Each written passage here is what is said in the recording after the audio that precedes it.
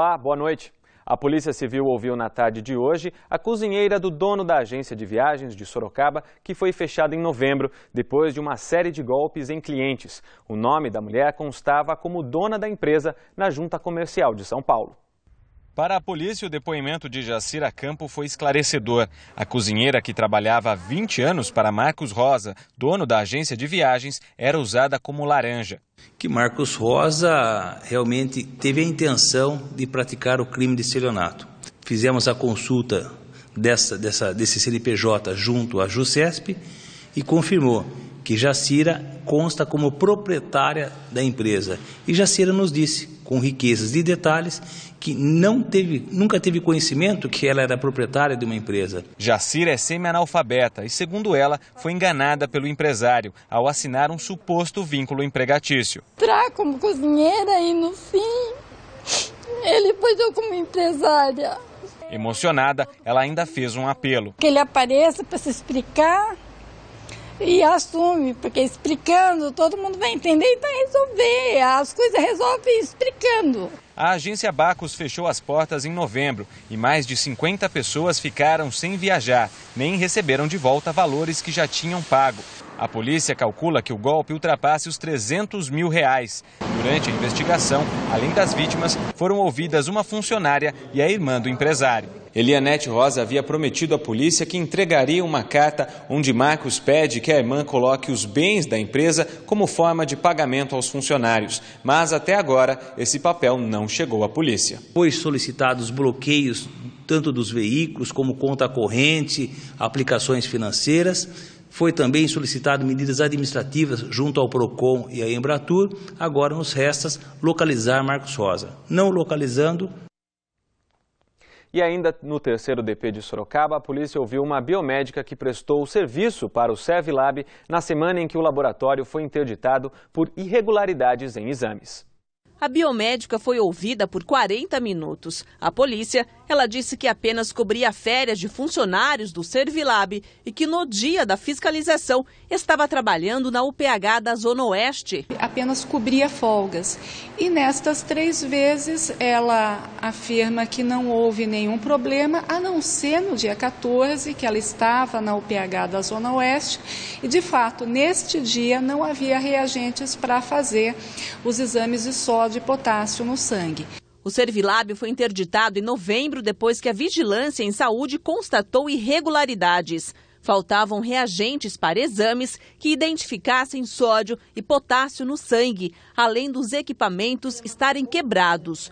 O dono do laboratório chegou a ser ouvido e negou as acusações. A polícia ainda aguarda a perícia feita nos computadores das UPHs das zonas Norte e Oeste. A oitiva desta quinta-feira foi a última do ano. No início de janeiro, nós retomamos as investigações com outras oitivas dos gestores dos contratos. Aguardamos a vinda do laudo pericial.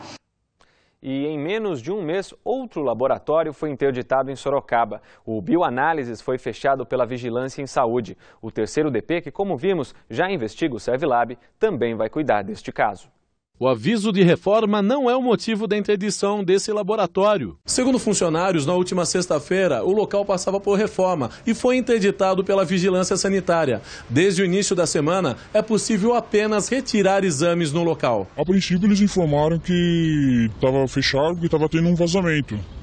Aí eu acabei vendo uma das portas da sala de coleta que tinha uma placa da Prefeitura Municipal de Sorocaba indicando que estava interditado pela Vigilância Sanitária. Um inquérito já foi aberto pela Polícia Civil. De acordo com o boletim de ocorrência, o laboratório foi interditado porque utilizava um material impresso com 2 inscrições.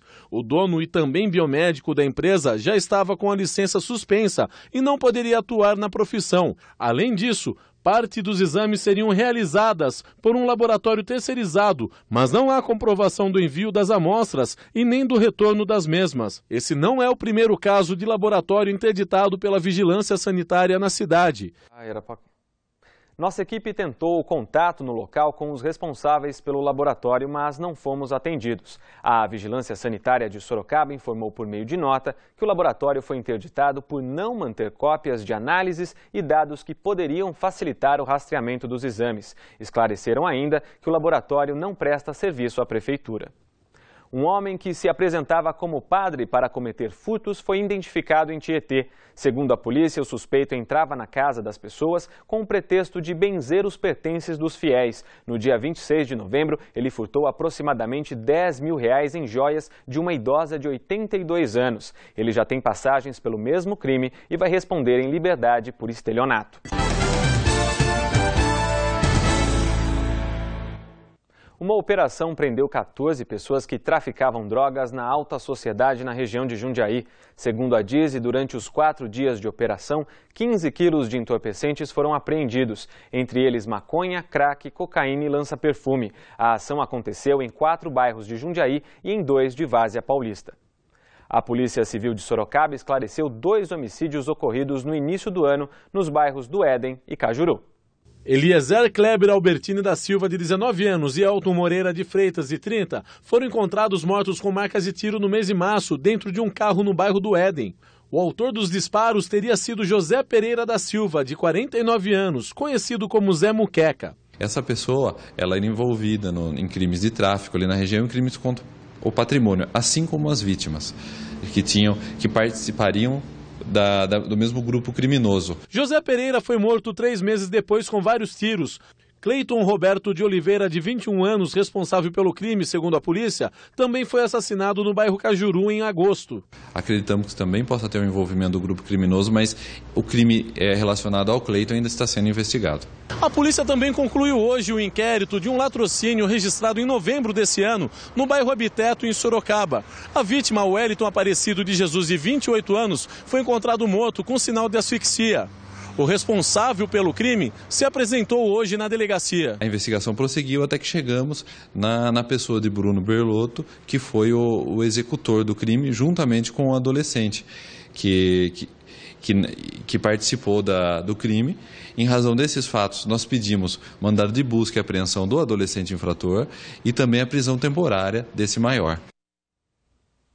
Um homem morreu atropelado na alça de acesso da rodovia Raposo Tavares a Celso Charuri, em Sorocaba. Segundo testemunhas, a vítima estaria embriagada e foi atropelada por um caminhão quando tentava atravessar a rodovia. O trânsito no sentido São Paulo chegou a ficar lento. Representantes do instituto que administra o hospital em Votorantim foram convocados para prestar depoimento na Câmara Municipal da cidade. Josué Aparecido Andrade de Godoy, presidente do Instituto Moriá, foi convocado para prestar esclarecimentos sobre o atendimento realizado no Hospital Municipal Dr. Lauro Roberto Fogaça e discutir sobre as inúmeras reclamações recebidas em relação ao atendimento e à gestão da unidade. Denúncias de mau atendimento, houve constatação de 2 mortes de crianças recém-nascidos. E recentemente também tivemos uma mãe que reclamou, os familiares reclamaram e eu pude presenciar. Eu fui no sepultamento de uma criança que nasceu com 5 meses e meio, porque após 2 horas de espera pelo médico de plantão, o médico veio, daí encaminhou essa mãe para o hospital regional. E chegando lá, a mãe entrou em parto e a criança nasceu sem vida. Então, tudo isso aí, para o início de uma administração, está muito grande as reclamações e os problemas que vem causando para o município. A sessão foi marcada por questionamentos dos vereadores, representantes de sindicatos ligados à área da saúde e ex-funcionários sobre os 70 dias de gestão do Instituto. Os representantes responderam ter conhecimento da deficiência momentânea e prometeram melhorias no atendimento à população. Podemos perceber que o Instituto Moriá ele está com boas intenções, né, de sanar os problemas que existem, né, e melhorar o que já a gente já pôde ver, principalmente através dos requerimentos. O Instituto Moriá é o mesmo que administra o Hospital Veracruz em Sorocaba, que também já foi alvo de diversas denúncias, resultando na assinatura de um termo de ajustamento de conduta entre representantes do Poder Público e do Ministério da Saúde, comprometendo-se a melhorar a situação do atendimento aos pacientes. O que a gente teme é que esse instituto venha causar o mesmo problema que causou, que nós ficamos sabendo através da imprensa, na cidade de Sorocaba, no Hospital Veracruz, sei lá. Então eu acho que Votorantim tem que ser exemplo, tem que ter, já que eles vieram para fazer um trabalho, prestar um serviço para a comunidade, tem que fazer um serviço bem feito. Funcionários do Hospital Mental de Sorocaba começaram a receber valores de acordos trabalhistas. Segundo o Sindicato da Saúde, pelo menos 60 ex-funcionários vão receber o dinheiro ainda este ano. O valor a ser pago para esse grupo é de aproximadamente R$1.100.000. Ainda segundo o sindicato da categoria, os funcionários trabalharam durante 5 meses sem receber os salários. E em julho, quando o hospital fechou as portas, também não receberam as indenizações pela demissão. Já está em vigor em Sorocaba a lei que instituiu o plano diretor da cidade. Segundo o executivo, 61 emendas foram sancionadas e 8 foram vetadas pelo prefeito Antônio Carlos Panunzio. De acordo com a assessoria da Câmara Municipal, os vetos vão ser discutidos em uma única sessão. O prazo para a votação é de 15 dias úteis a partir da primeira sessão do ano que vem. Caso haja vetos rejeitados pelos vereadores, a lei deve ser publicada novamente.